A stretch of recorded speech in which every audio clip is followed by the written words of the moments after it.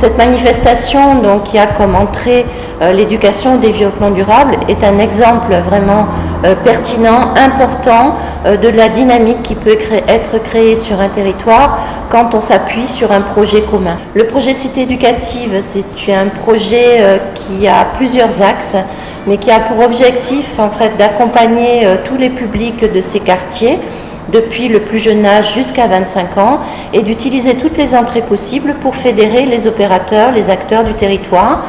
C'est un projet qui est copiloté par l'académie, la ville et la préfecture, mais qui fait appel à toutes les associations qui sont actives et qui sont proches sur la proximité avec les habitants.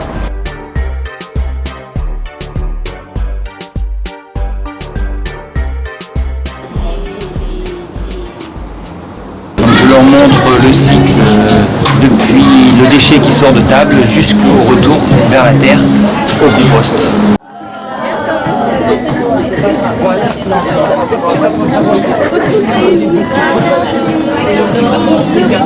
L'éveil des sens, c'est vraiment ce qui est mis en avant pour les sensibiliser à la valorisation des biodéchets. Non,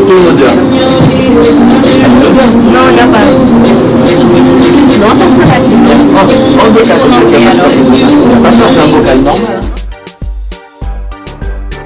Il s'agit premièrement, première partie de l'atelier, de proposer un petit topo sur les familles d'aliments, quel est leur rôle et le nutriment principal dans l'organisme.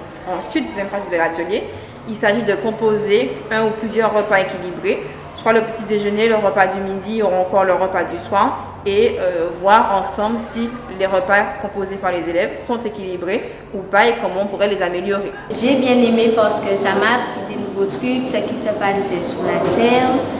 Et ça m'a donné l'idée aussi de faire le recyclage. Et j'ai planté une plante que je vais garder chez moi.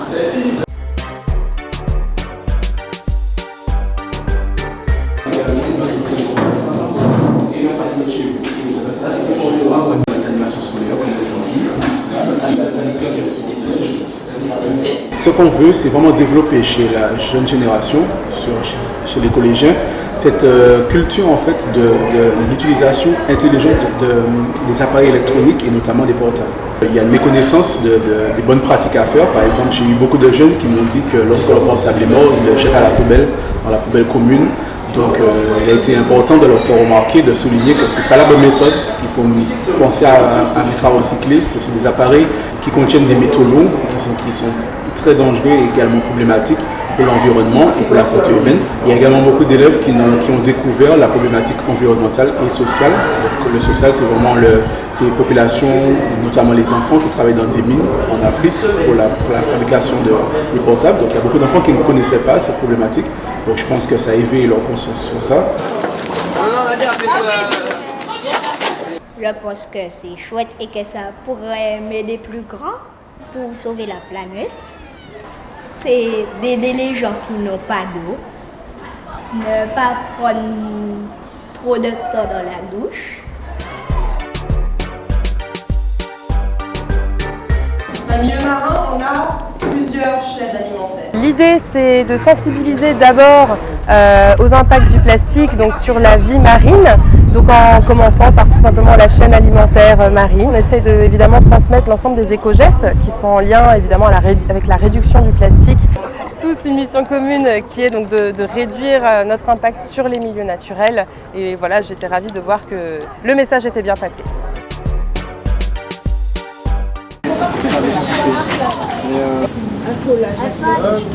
L'atelier que nous proposons consiste à s'initier au rempotage et par la même occasion on fait des petits pots de fleurs pour rendre ça un peu plus sympa. Voilà. Et ce qui permet aussi de sensibiliser au do it yourself. Je suis très satisfaite, très contente d'une telle manifestation parce que l'enjeu est très important. Les enfants de maintenant, enfin surtout les enfants qu'on a au collège, ils sont plutôt dans un monde virtuel, un monde de l'image, un monde pas la vraie vie en fait. Et là, leur montrer l'envers du décor de la vie, de la vraie vie, c'est quelque chose d'essentiel. Cette fresque, elle consiste à partir finalement du caddie.